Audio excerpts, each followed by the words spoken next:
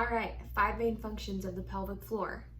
This is our pelvic floor. It's all of the red on the pelvis here. So it's skeletal muscle. It's muscle that we can control and that it can contract, it can relax.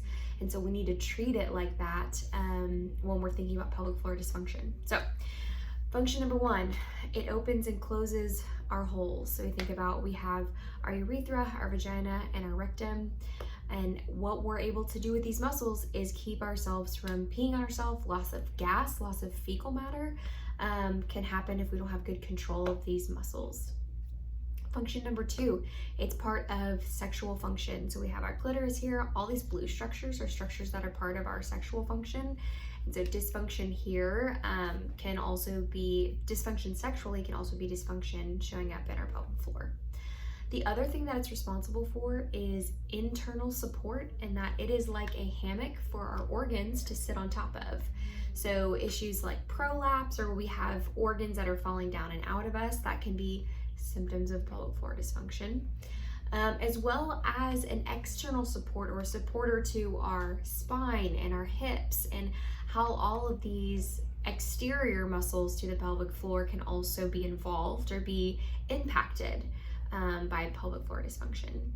And finally, it is what we call, it is part of a larger system of your core system, and it speaks with your transverse abdominis, which is a muscle that wraps around your pelvis and your abdomen, and your diaphragm, which sits at the top of your, or at the bottom of our rib cage.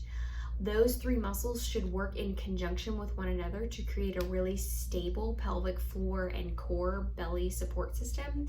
So our spine is nice and stable, we can move in a more efficient way.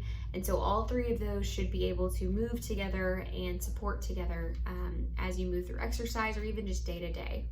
What we should see happening there is that we should have, as we inhale, we have our diaphragm that comes down into this cavity, and we should see a belly that expands and a pelvic floor that expands and is able to respond appropriately to that pressure.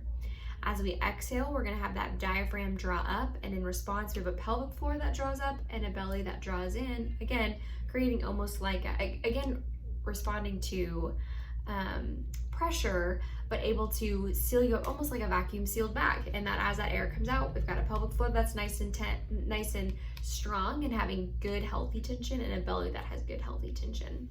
So when we're having dysfunction there, we can see that we have a hard time with like core exercises, or we have residual back pain after we do any type of core exercises, or just in general some back pain, achiness, hip pain, achiness, things like that can also be speaking a little bit too about what our pelvic floor is doing. So we think that knowledge is power, and you just knowing those things can be helpful, so you can start connecting the dots. And if you have symptoms that you're not really sure about, it may be worth it to see, is there a pelvic floor involvement here?